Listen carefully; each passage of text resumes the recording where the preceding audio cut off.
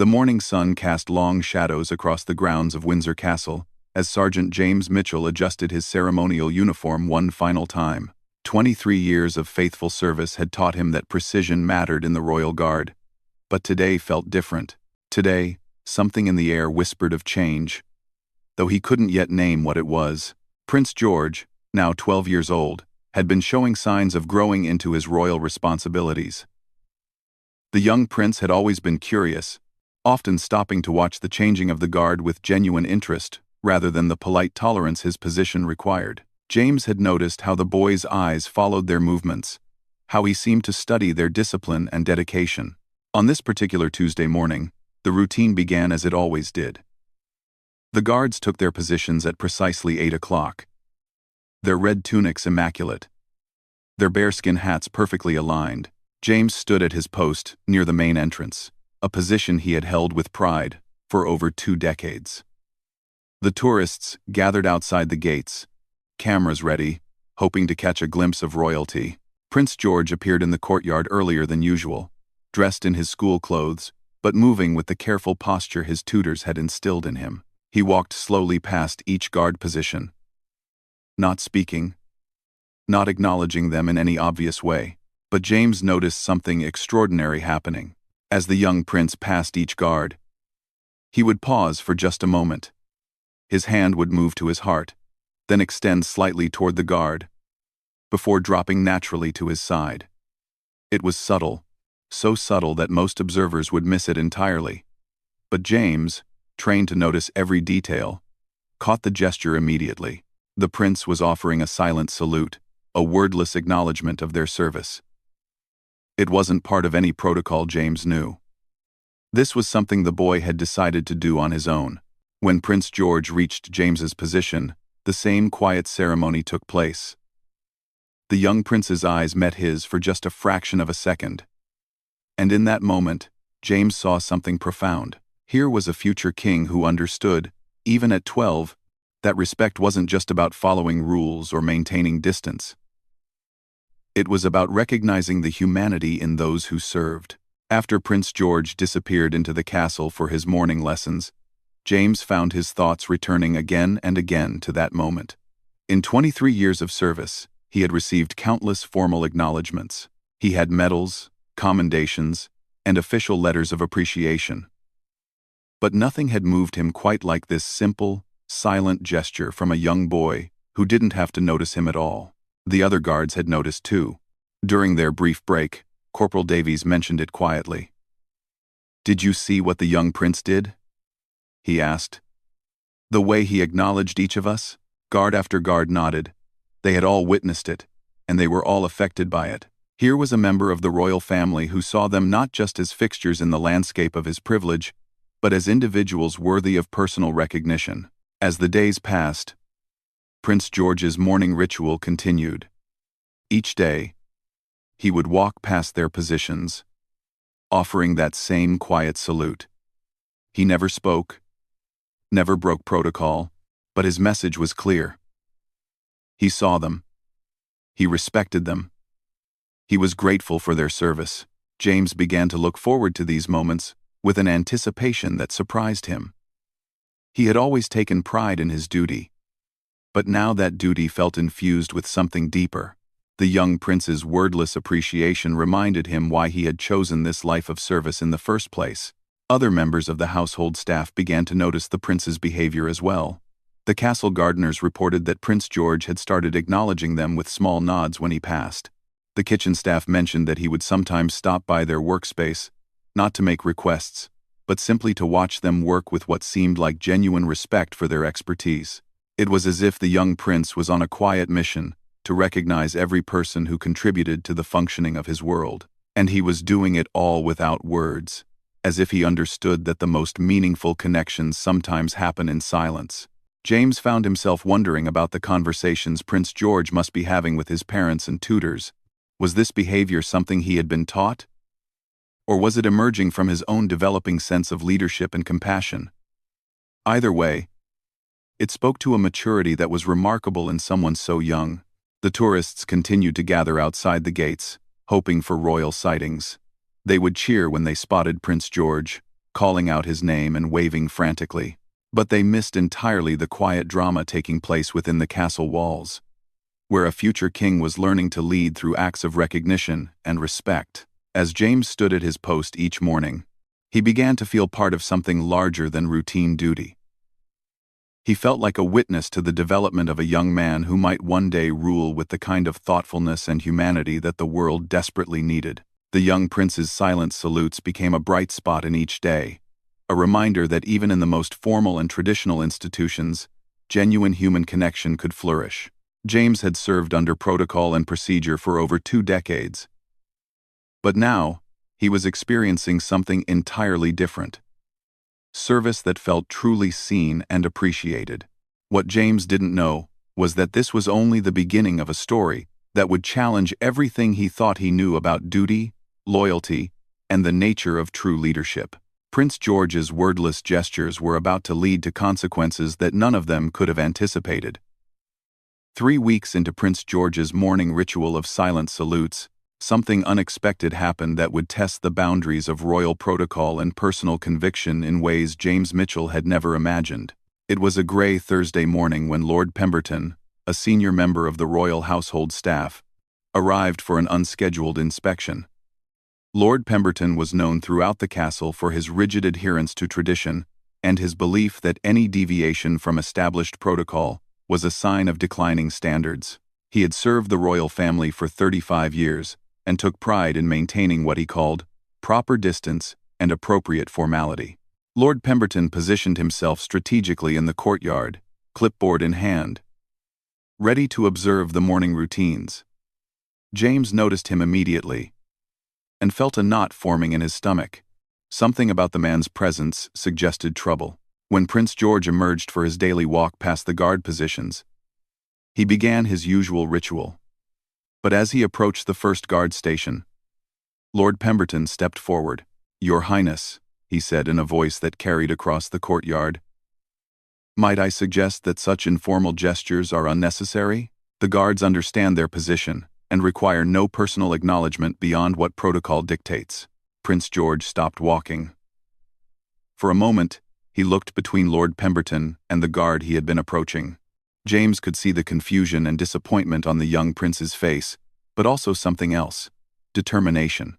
The 12-year-old prince straightened his shoulders and looked directly at Lord Pemberton.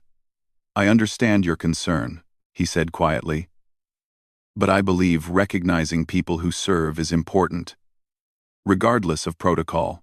Lord Pemberton's expression hardened. "Your Highness, with respect, maintaining appropriate boundaries is crucial for the dignity of the crown. Personal relationships with staff members can lead to complications and compromised professionalism."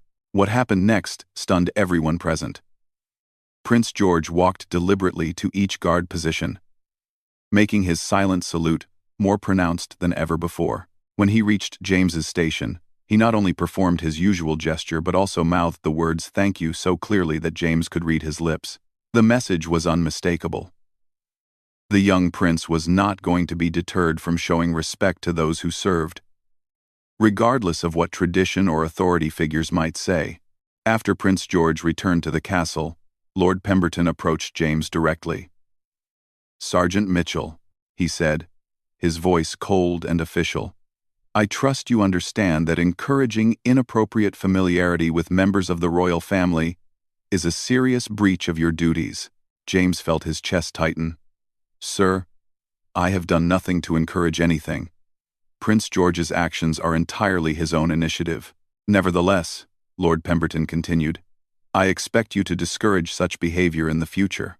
The proper response to any informal gesture from a royal family member is to maintain strict protocol and not reciprocate in any way." That evening, James went home to his small flat in Windsor Town with a heavy heart. His wife Sarah noticed his troubled mood immediately. "What's wrong, love?" she asked as they sat down for dinner. James explained the day's events, describing Prince George's morning ritual and Lord Pemberton's intervention. Sarah listened quietly, occasionally shaking her head. "That poor boy," she said when James finished, "trying to do something kind and being told it's wrong." "But maybe Pemberton has a point," James said reluctantly. "Maybe I have been encouraging inappropriate familiarity." Sarah set down her fork and looked at her husband seriously. James Mitchell, in 23 years of marriage, I have never known you to do anything inappropriate or unprofessional. If a young prince wants to thank you for your service, and you're being told to discourage basic human decency, then something is very wrong with the system, not with you. The next morning, James arrived at his post with a plan. When Prince George appeared for his morning walk, James would maintain complete formal protocol. No acknowledgement of the salute. No eye contact. No hint of recognition. It would break his heart, but it might protect both him and the young prince from further scrutiny. Prince George approached as usual. But when he reached James's position and offered his silent salute, James stared straight ahead, his face completely expressionless. He saw the confusion and hurt that flashed across the prince's face, and it was like a knife in his chest. The young prince hesitated for a moment, as if hoping James might relent. When no acknowledgement came, Prince George slowly lowered his hand and continued walking, but his shoulders sagged slightly, and James could see that something had broken in the boy's spirit. For the rest of the week, Prince George continued his morning walks, but the energy had gone out of them. His gestures became smaller, less confident. Several times, James caught the boy looking at him with a mixture of confusion and sadness that made him want to abandon protocol entirely. The other guards noticed the change too. Corporal Davies approached James during a break.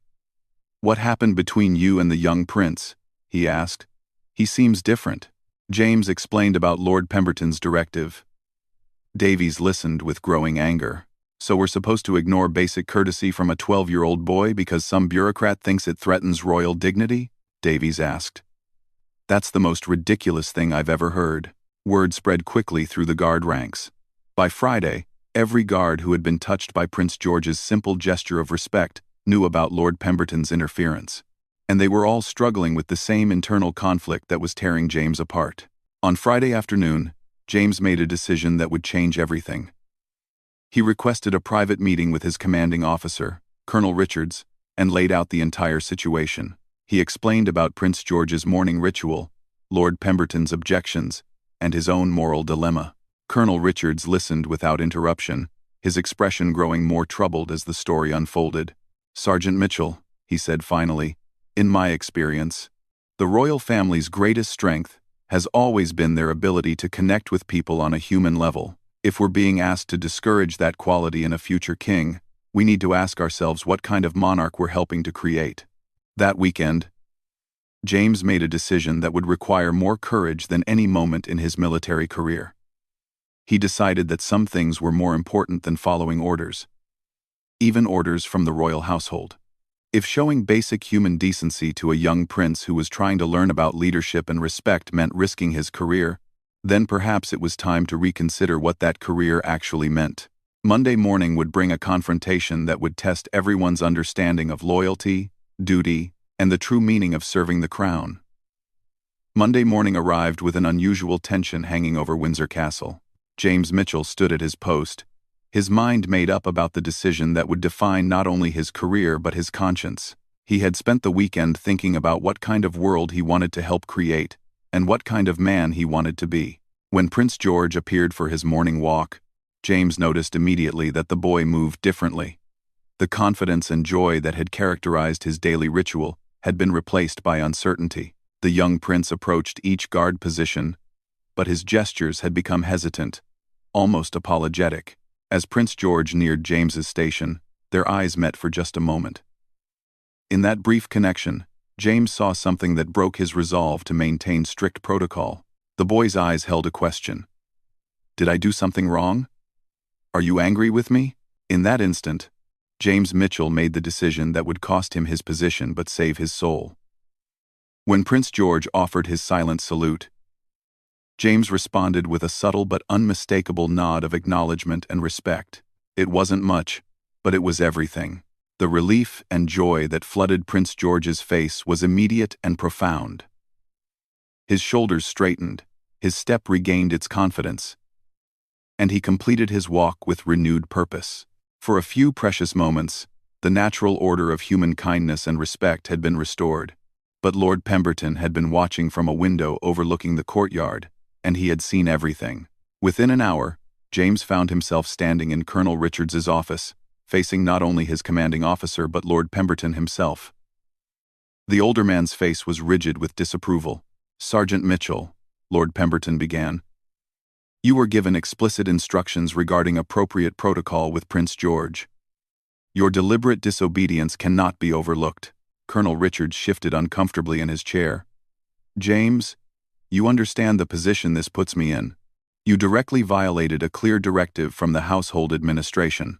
James stood straight, his voice steady despite the gravity of the moment. "Yes, sir. I understand. But I also understand that Prince George is a 12-year-old boy who is trying to learn what it means to be a leader. If we teach him that showing respect and gratitude to those who serve is inappropriate, what kind of king are we helping him become?" "That is not your concern, Sergeant," Lord Pemberton interjected sharply. "Your concern is following orders and maintaining proper boundaries." "With respect, sir," James continued, "I believe it is my concern. I swore an oath to serve the Crown, and that includes helping to ensure that the Crown represents the best of what leadership can be. Prince George's desire to acknowledge and thank those who serve him shows exactly the kind of character we should be nurturing, not discouraging." Lord Pemberton's face grew even more stern. "Your philosophical opinions are irrelevant, Sergeant. The question is simple. Will you follow orders or not?" James took a deep breath. "If those orders require me to ignore basic human decency from a young man who is trying to do the right thing, then I cannot in good conscience follow them." The silence that followed was heavy with implications. Colonel Richards looked genuinely pained. "James, you realize what you're saying? You're effectively refusing a direct order." "Yes, sir, I am." "Then you leave me no choice. I'll have to recommend disciplinary action, possibly including termination." James nodded. "I understand, sir. But some things are more important than my career." What happened next surprised everyone in the room. The door opened, and Prince William, Duke of Cambridge, entered the office. Lord Pemberton immediately stood and bowed. "Your Royal Highness," Lord Pemberton said, clearly flustered. "We weren't expecting—" "I'm sure you weren't," Prince William said quietly. "But I've been hearing some concerning reports about restrictions being placed on my son's interactions with castle staff." Lord Pemberton straightened defensively. "Your Highness, we were simply maintaining appropriate protocol and boundaries." Prince William turned to James. "Sergeant Mitchell, would you mind explaining to me exactly what my son has been doing that has caused such concern?" James described Prince George's morning ritual, the silent salutes, the young prince's obvious desire to show respect and gratitude to those who served the royal family. As he spoke, Prince William's expression grew thoughtful. "And you were instructed to discourage this behavior?" Prince William asked. "Yes, Your Highness," James replied. "I was told that acknowledging Prince George's gestures was inappropriate, and that I should maintain strict protocol regardless of his actions." Prince William was quiet for a long moment. Then he turned to Lord Pemberton. "Let me make something very clear. My son is learning to be a leader, and the most important quality any leader can have is the ability to recognize and appreciate those who serve. If we teach him to maintain appropriate distance from the people who dedicate their lives to his family's service, we're teaching him to be the wrong kind of king." Lord Pemberton looked stunned. "But Your Highness, tradition and protocol serve a purpose," Prince William interrupted. "But they should never prevent basic human decency and gratitude. If anything, we should be encouraging George's instinct to acknowledge and thank those around him." He turned back to James. "Sergeant Mitchell, I want to thank you for standing up for what you believed was right, even when it might have cost you your position. That takes the kind of courage and integrity that I want my son to see and learn from." Colonel Richards looked relieved. "So, Your Highness, what would you like us to do about the situation?" "I want Sergeant Mitchell to continue his duties exactly as he has been. And I want it made clear to all staff that Prince George's gestures of respect and gratitude are not only acceptable but encouraged. As for Lord Pemberton," Prince William paused, his tone becoming more formal, "I think it might be time for a review of some of our household policies to ensure they're aligned with the values we want to instill in the next generation. Over the following days, word of the confrontation spread throughout the castle staff. James became something of a quiet hero among the guards and other workers who had been moved by Prince George's simple gestures of respect. Prince George himself seemed to sense that something had changed. His morning walks resumed with all their original energy and joy. But now there was an added element of confidence, as if he understood that his instinct to show gratitude and respect had been validated by those who mattered most. James continued to serve at Windsor Castle for several more years, but he would always remember this as the defining moment of his career, not because he had stood up to authority, but because he had helped protect a young prince's natural instinct for kindness and respect. Years later, when Prince George had grown into a young man known for his genuine connection with people from all walks of life, James would think back to those morning salutes and smile. Sometimes the most important battles aren't fought with weapons or strategies, but with simple human decency and the courage to stand up for what's right. The story spread beyond the castle walls, becoming a quiet legend among those who served the royal family. It reminded everyone that true leadership isn't about maintaining distance or enforcing rigid hierarchy, but about recognizing the humanity in everyone and showing gratitude for the ways they contribute to something larger than themselves. And somewhere in the heart of the monarchy, a young prince learned that the most powerful gestures often require no words at all, only the courage to act on one's deepest convictions about how human beings should treat one another.